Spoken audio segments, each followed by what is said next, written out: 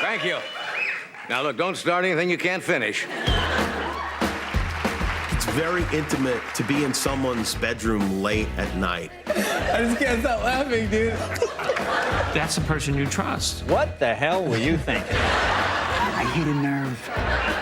Funny, I think Trump's everything. I didn't even know you were Jewish. And so late night became this ritual that Americans all gather around. Boy, you think you're tired now. And you realize the power of these shows to inform and to uplift. You want the truth? You can't handle the truth. To engage with issues that affect society. So here we go. Syria. To be completely disruptive. To be a distinctly American art form. Top 10 signs you're watching a bad late-night TV talk show. I'm just kidding with you. It's exciting. It's electric. You are correct, sir. It's a part of American culture. Prepare to have your minds blown.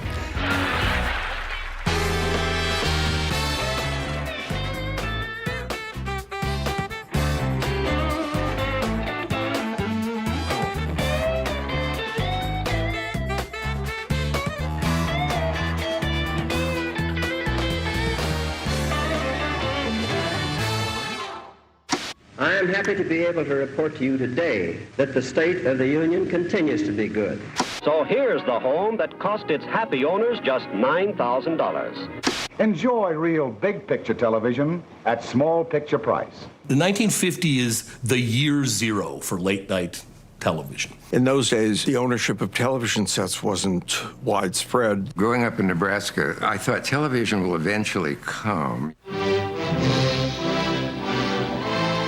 Network television shows all ended at around 11 o'clock. Well, I can't imagine not being able to turn on a TV and see something. That is so crazy to me. There'd be a flag waving. It would go to a test pattern for about 30 seconds, and then it would go pshh. Late night began as a way to kill time. It was the networks realizing, let's kick the football a little further down the road and see what happens at 11:30. It was sort of a novelty, and it was cheap, and who's going to care? If all you have to do is be better than a test pattern, the bar was so low. They literally could have done anything. The only thing you're fighting is sleep at that point. Anything to keep people awake. It's like you buy a house and then you realize there's this big space in the attic. The stakes are low. Renovate it. Let the kids put a hockey table in there. Who cares?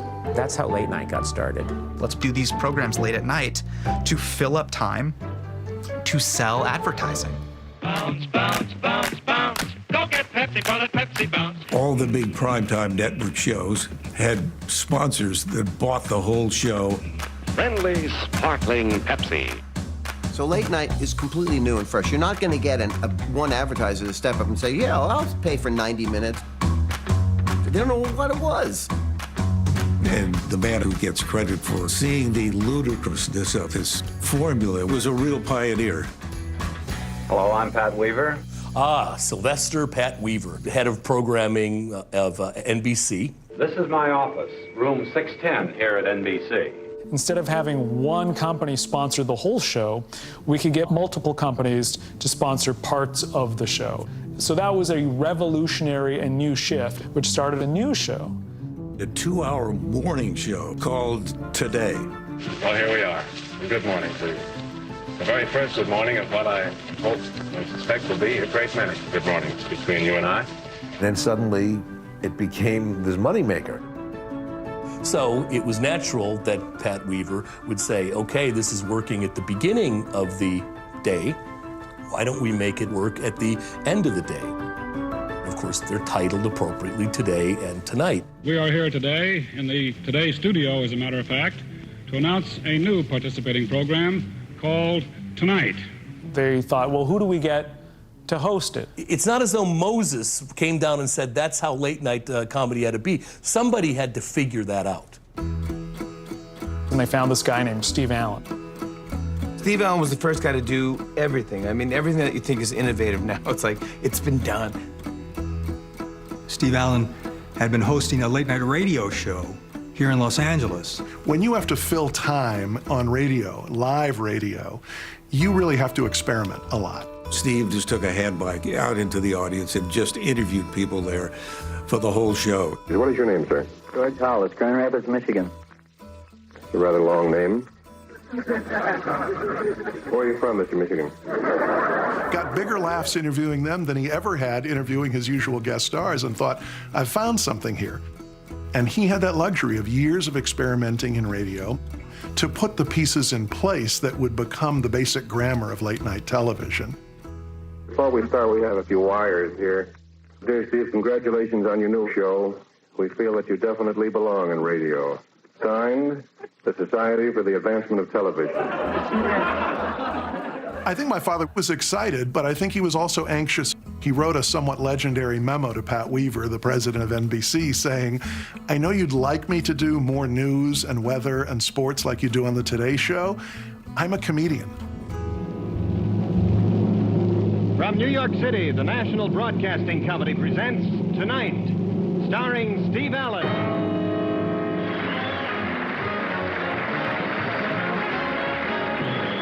The Tonight Show was live. Hi, you kids, and welcome to Super Circus. He didn't have that safety net that if something went wrong, they could stop tape and fix something.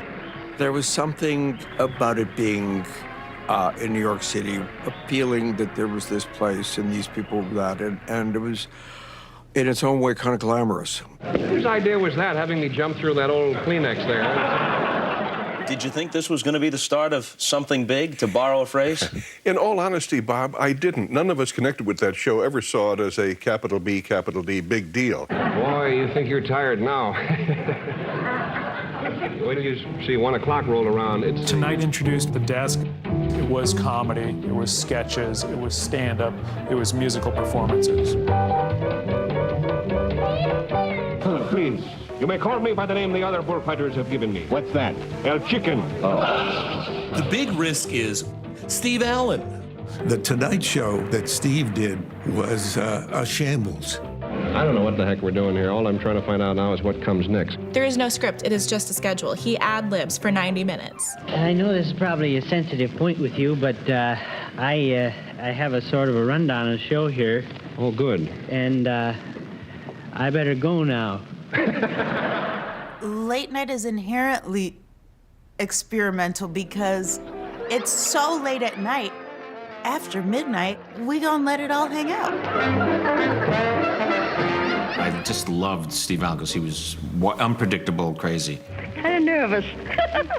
And he did these bits that were really funny and loose. What do you want me to say? I don't want you to say anything. I just want you to sit there and laugh. Turns out, people loved it. They loved the spontaneity of a scriptless program. The cameramen are abandoning ship. In the second half of the 50s, we had sitcoms, a lot of variety. The formats were kind of fusty and old. And then suddenly there's Steve Allen. Just joyous time killing, complete anarchy. Okay, here we go.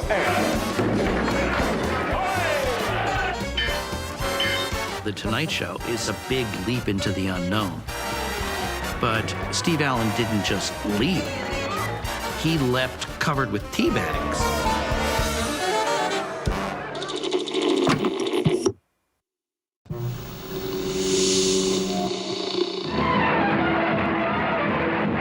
In late night, you can have as much fun as you want because children aren't watching. There really was a sense that, wow, you'd never see that from 8 to 11. First is what we call the push technique. It's very gentle. There's no whack right in the face. It's just a nice, easy push. Look at Steve Allen's whole career. It was a certain subversive sensibility. It was the idea of doing things that in some sense didn't really belong on television. There's one more technique. Right. There's the sneaky Johnny Wilson technique. You wouldn't, oh, I see. Kind of go like Right. this, and you go... Steve Allen, despite being on this major television network, was almost considered underground. He was almost considered like a secret handshake. Johnny Wilson, you're going to get it tonight. If you were into Steve Allen, then you knew what was up. You were cool.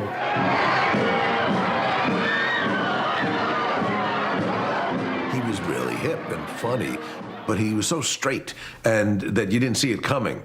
We're going to pass out bars of soap. We'll all take a community shower right now. Steve Allen was the generator of a lot of ideas that were way ahead of its time. Several critics through the years called my father the most imitated man in television because many of the early experiments he made were often used and developed by other comedians to great effect. And here he is now, the Question Man. Like the Question Man, where he would provide the question to an answer. Buffalo Bill, the question? When you buy a buffalo, what do you get at the first of the month? Johnny did a later version called Karnak the Magnificent. Sis boom ba. Sis boom ba. Describe the sound made when a sheep explodes. Steve Allen is the guy who basically was credited with inventing the man on the street pieces. Looks like a, was it a camera? He found humor on the street, just as Jay Leno did so brilliantly with jaywalking. Who was the first man on the moon?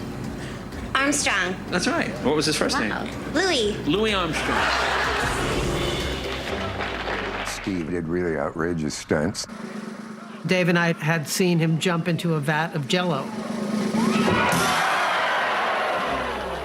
That was basically the same model as jumping on the Velcro wall. The Alka-Seltzer thing. He influenced all of that. Should I go under?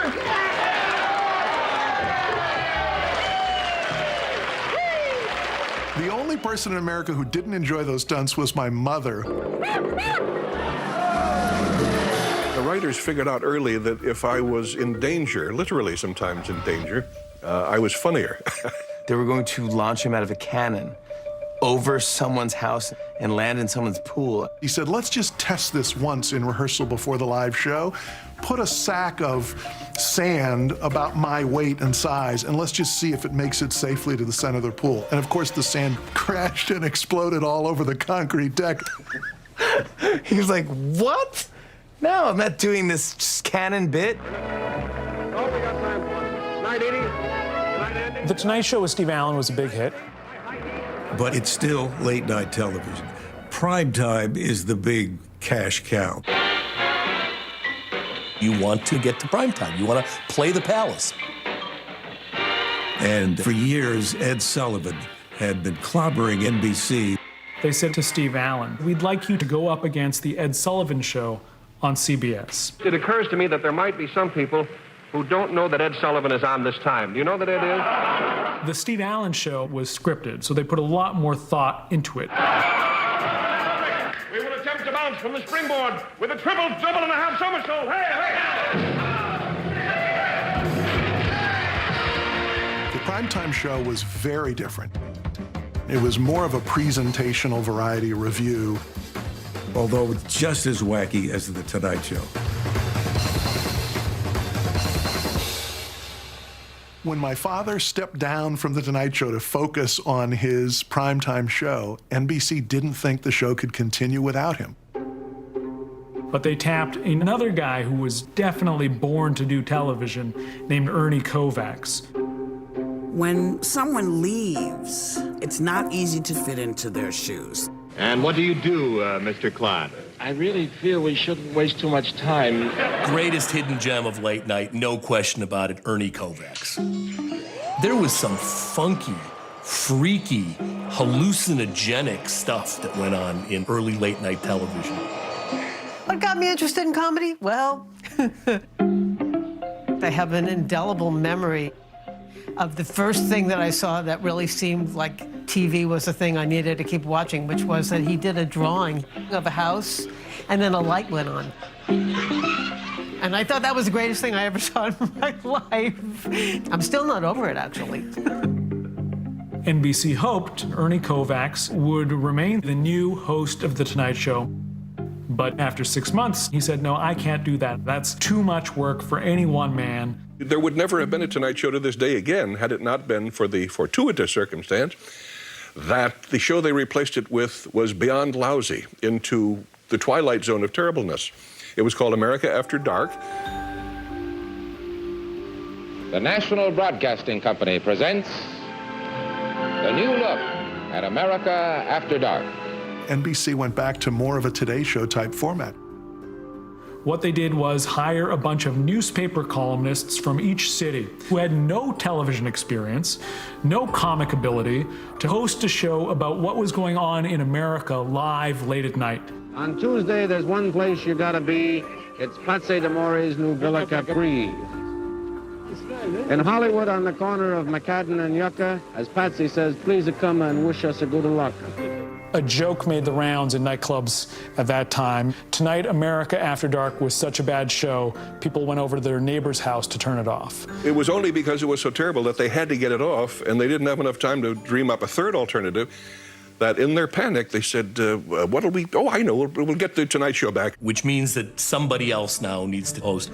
There wasn't a lot of people to choose from. There was only these TV kind of personalities. There's Tony Randall, Maury Amsterdam, Jerry Lester, who did a late night show out in New York called Broadway Open House. How do you do? Lots of networks give a lot more money and a lot more time to young white men finding their footing, you know what I mean? Because if we go back to the people who are actually putting the shows together, they don't have breasts. But at the same time, before Steve Allen, there were so many women, pioneers, learning how to host. In fact, a couple of years before The Tonight Show, the very first, in my estimation, late night talk show was hosted, believe it or not, by a woman. Hi.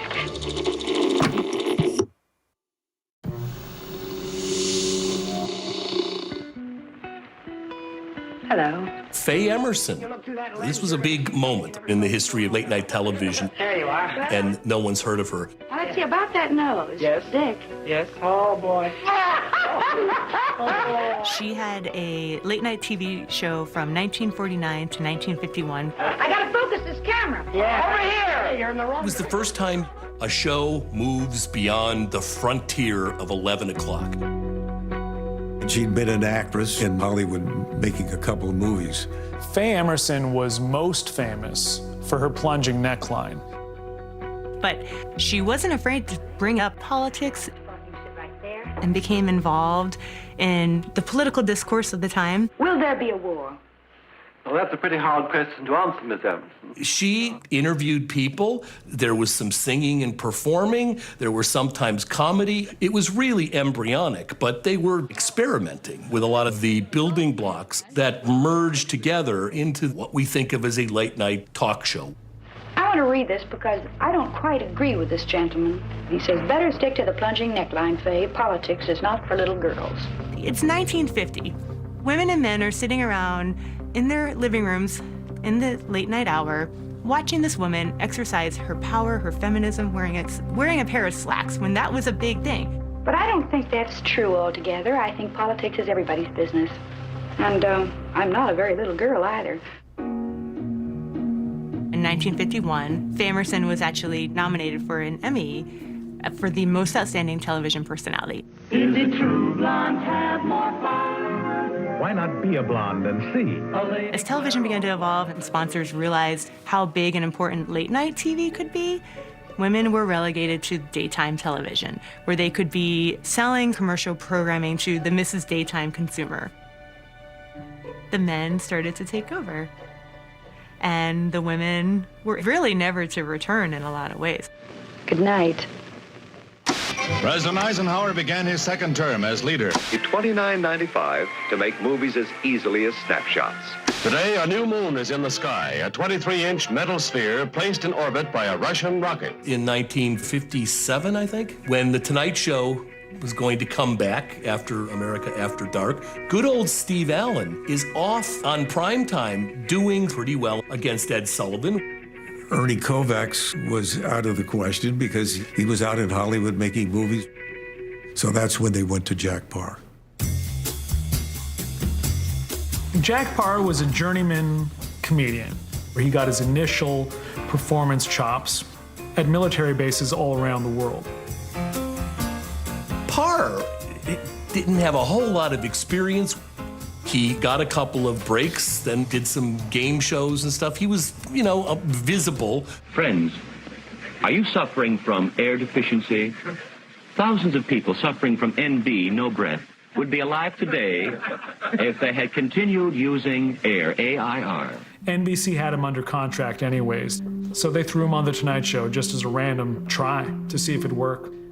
And if you look at the press leading up to the first episode, Variety said, Jack Paar has a chance to succeed with The Tonight Show. A slim chance, but a chance. The National Broadcasting Company and its affiliated stations from coast to coast present the new Tonight. It's our opening night, and we've been rehearsing for almost 14, 15 minutes here. The differences between Steve Allen and Jack Paar. Steve Allen was an entertainer. Jack Paar was a person. We're all a little nervous in television these days, friend. What made Jack Paar different was that it was all conversation. She doesn't even drink, she tells me. He made it a talk show. Beyond that, were you as rough on Fisher? The Jack Paar show is basically just talking. It's funny, you think of these as talk shows. There's not as much talking now. An ambition of my life was to be successful enough to buy a German Shepherd. And that's the greatest dog in the world, in my opinion. And I was able to buy one a couple of months ago. And I told you about saying to the dog, on the paper, but not when I'm reading it, You got the sense that we were having an intimate conversation because he told us intimate stories. Darling, I'm in the bathtub and I'm standing here shivering. I'm in the nude. His daughter getting her first bra. Oh, yeah, that's what you want Dad telling to a national audience. He was just a brilliant open wound on television. I went on working up this anger about nothing. And you watched him on eggshells because he was that close to the surface. I don't trust anything. So see, how can a man be all bad who wears elastic stockings with a garter and a garter belt? But we're not going to go into that today. But boy, did he hook people. It made you glue to him on the screen. I got to see the show when I was I think in 1960. That was my first time ever in a television studio, of course. Studio 6B at NBC in New York, the same studio where Jimmy Fallon now does The Tonight Show. And it was the band playing, the audience was in a lather. And then Paar walked out, and you could tell that you were making contact with this person who was talking to you and talking to an audience and seemed to be enjoying himself. It was thrilling. And it got the highest ratings in the history of The Tonight Show up to that point. This show just caught the country's imagination in a huge way and kind of we rocket shipped late night television from there.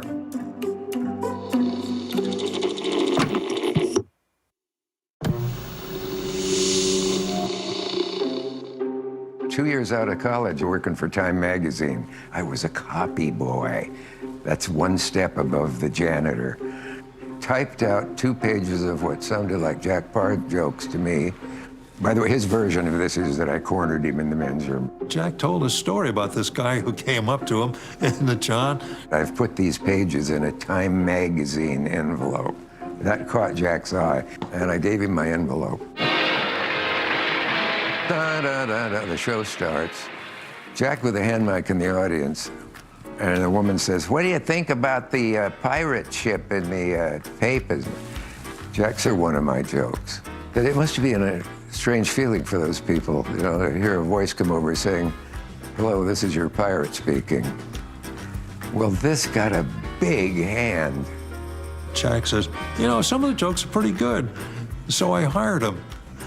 And so that's Dick Cabot's introduction to show business. Topical stuff was a favorite with Jack. He liked to look smart and more educated than he felt he was. May I ask you, so that I don't look too naive, a tough question right off the bat? And whether I'm a Democrat or Republican? No, David. Jack Paar invented, for better or for worse, the idea of a late night show being a campaign stop for a budding politician. It was Nixon's idea. He wanted to show off. He thought he was good. Was he? No. Da-da-da-da-da-da, boom, da-da-da-da-da. It was just running up and down the scale. Jack just loved the whole idea of being part of history. Fidel Castro has just come down from his suite in the Havana Hilton. When Fidel Castro came into power, Jack Paar went to Cuba and filmed Castro and came back to The Tonight Show and talked about how Fidel Castro was a great man and how we could use somebody like Castro here in the United States. You are a good neighbor. To me personally, you live right up there. Does he understand? And you're not noisy. Boy, did he get hammered by the press. Atom bombs fell on him from all over the place. And it caused such an uproar in New York and Washington that it was being debated on the floor of the Senate at the time how dangerous this was. But that's what Jack liked to do. It was kind of early reality television. But everybody who watches reality TV now knows that it's fake. This is the real deal, for better or for worse. There was always a popular question, what is Jack Paar really like? And Jack Paar's answer to that is, I'm just what you see on television. That was his magic, and you watched because there were likely to be fireworks every night on the show, and you wanted to be a part of that as a viewer. Jack was hard to work for because of his temperament. It was like living with a neurotic aunt or relative.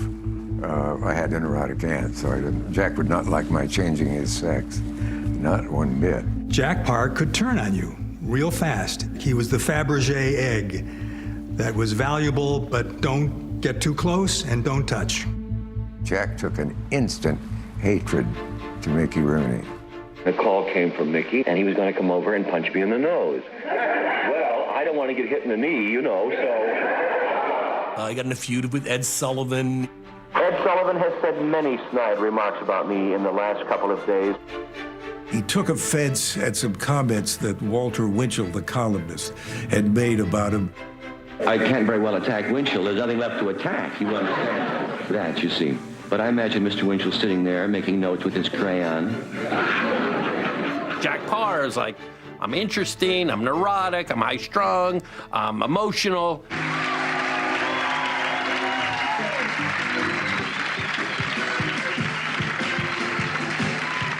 When you did the show, it was all hell could break loose and very often did. Yes. And what was that? Ladies and gentlemen of the jury, if you take a look at this bit of evidence, Jack, describe what is transpiring here. Well, obviously I'm leaving. Yeah. In 1960, Jack Paar was telling a story to the audience, a somewhat risque story. This lady wanted to know where the WC was. Which is short for water closet, which means bathroom. Now, how shocking is that today? They censored it, and they knew not what they did. Then they admitted that they had made a mistake, and I said then, if you made a mistake, you should admit it. Sure. Yeah. Well, they didn't. So I said, well then, I have a surprise for you. Jack came on the next night, did his monologue, sat down at the desk, started the show, and just suddenly, like a lightning bolt, There must be a better way of making a living than this. You have been peachy to me always. and Jack walked off his show. We were all dumbfounded in the control room. And my first thought was, this is a joke. It was a stunning, shocking moment. It's Richter scale. For the month after Jack Paar leaves, you don't know whether Jack's going to come back. And the future of The Tonight Show was in jeopardy. Because if Paar didn't come back, that might have been a nice little experiment that stopped right there.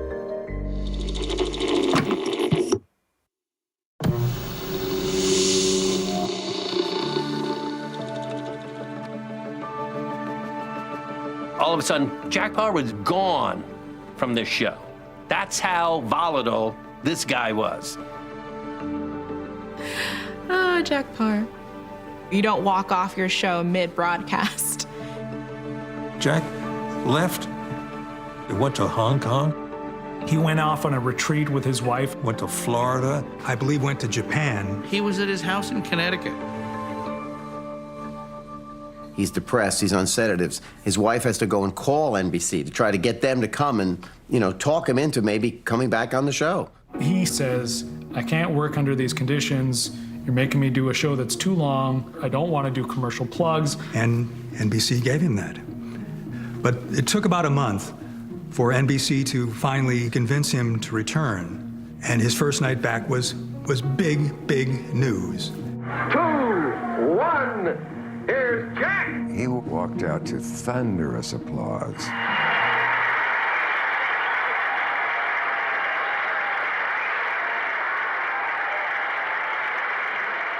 He walks back out and he says, As I was saying before I was interrupted. Huge, huge laugh. One of the biggest laughs in the history of late night. I believe my last words were that there must be a better way of making a living than this. Well, I have looked. It didn't hurt him. What do you know about Jack Paar? He walked off a live show. That's his legacy in a way. Jack's 5 years on television remade talk show, remade the television world. The format that they had on the Jack Paar show is still the format that exists today. Jack Paar was the first to do a monologue. We have a wonderful show coming up for you. I don't know the exact date, but eventually, I don't know why the standing and doing the monologue still works, but it does. Remember that guy who used to host The Apprentice? I dreamed we elected him president. Jack Paar added the couch. Oh, I think I just broke the couch. You just broke the couch! Jack invented the familiar image of The Tonight Show. And when somebody else would start a show, they made sure they had a desk and a mug of whatever Jack drank during the show. How are you? I'm great. Cheers to you! Cheers! And what's been perfected by Jack Paar is the formula of what's called late night TV. It's a host, it's a monologue, it's a desk, it's a comedy bit, it's some back and forth, it's a stand-up, it's music, it's good night. That's late night television.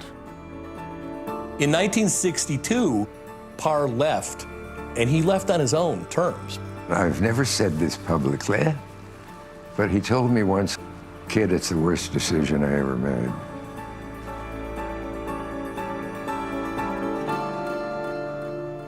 So now there's a real challenge. Who could replace Jack Paar? Good evening. It's very nice to see all of you here in Nuremberg. Look at this staring contest on the right. They hired a litany of guest hosts. And then Johnny's name came up.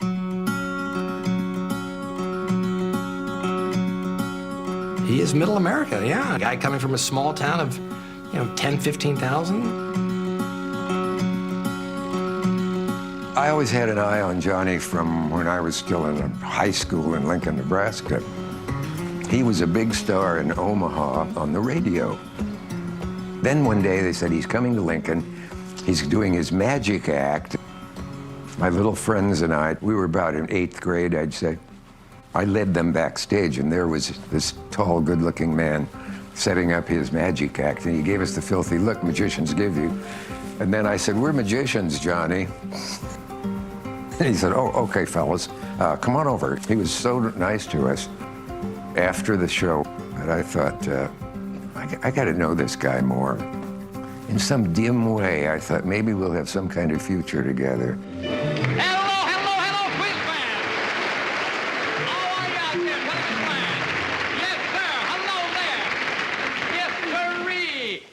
To play that fabulous new game. Is everybody in the audience ready to play Take It or Nothing? That's the spirit we like to see here on the program. Johnny Carson had a lot of television experience, including a lot of daytime and live stuff. So Carson was very much a person of interest to NBC. If you don't mind, I would like to read you a part of a letter that I received from a very warm personal friend of mine. Dear occupant, Johnny Carson turned down the Tonight Show job. He said, who's going to take Jack Paar's place? Nobody. There were still naysayers who said, well, he'll never be able to fill Jack Paar's shoes. But it didn't matter how well he did. Johnny did not have the confidence he could pull this off. And his second wife, Joanne Carson, said, you need to take this. You can do this. Johnny decided to say yes. He had millions of eyeballs on him. Is Carson going to succeed? Is he going to fail? And nobody knew.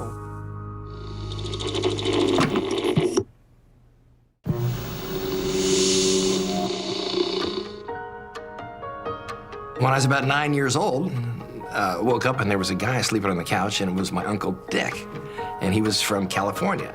And my mother said, Dick has come out here because Uncle John is going to become the host of The Tonight Show, and Dick is going to direct it. So we went from having a famous relative who was a game show host to a famous relative who was the host of The Tonight Show, Johnny Carson. At the time, Johnny Carson was hosting a game show on ABC television. Who do you trust? These are sensational pictures. How about a caption for this one? Yikes, you mean that's the whole bathing suit?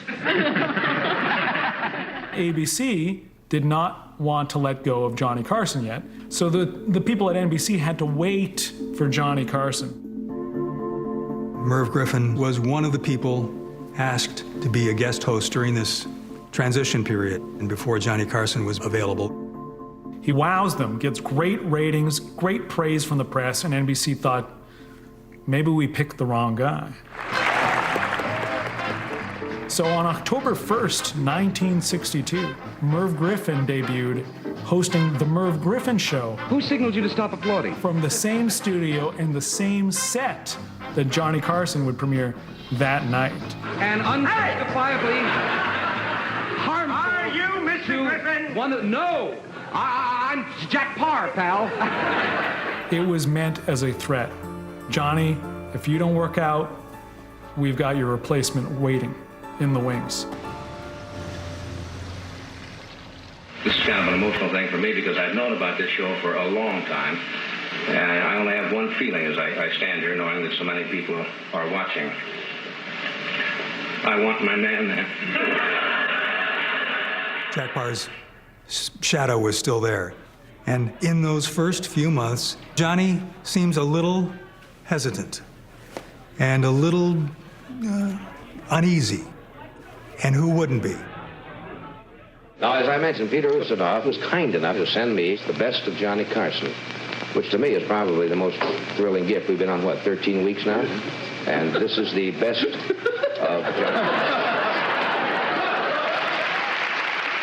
My all-time favorite moment, Tonight Show, 1964, Ed Ames from Daniel Boone. He plays a sidekick, an Indian named Mingo. Keep your arm extended and put only one revolution on the once around on the way. The classic Ed Ames tomahawk. The fact that that was live, unexpected. Right in the nuts. Spectacular. It was spectacular.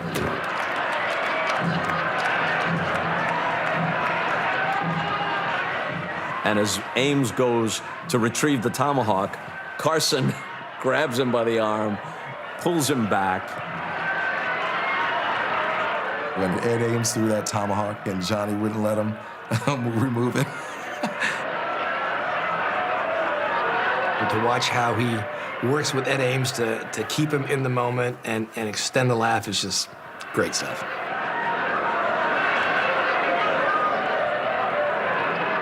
He just milks the laughter. He just waits. I didn't even know you were Jewish.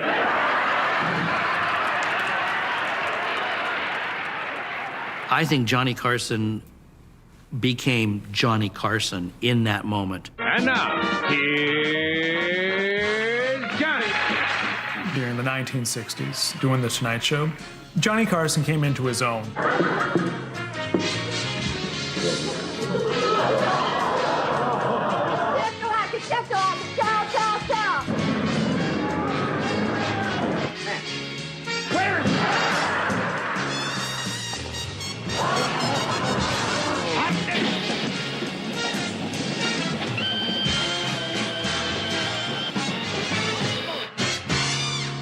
You've had a few running battles with the press also. Do you find that the press often misquotes out of context what people say in your particular case? Well, I understand there's some press here, so any other questions? You never knew if Johnny was a Democrat or Republican. You didn't know if he was a Methodist or a Catholic. He played to middle America, he played to the cities, he played younger, he played over, he transcended demographics.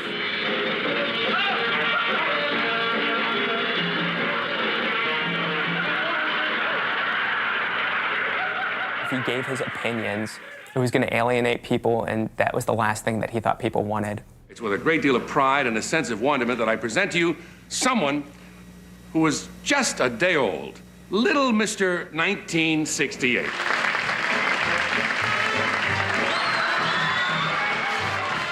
The culture is changing in profound sort of ways. What constituted a joke in 1962, when Carson begins The Tonight Show, had totally been redefined by 1968.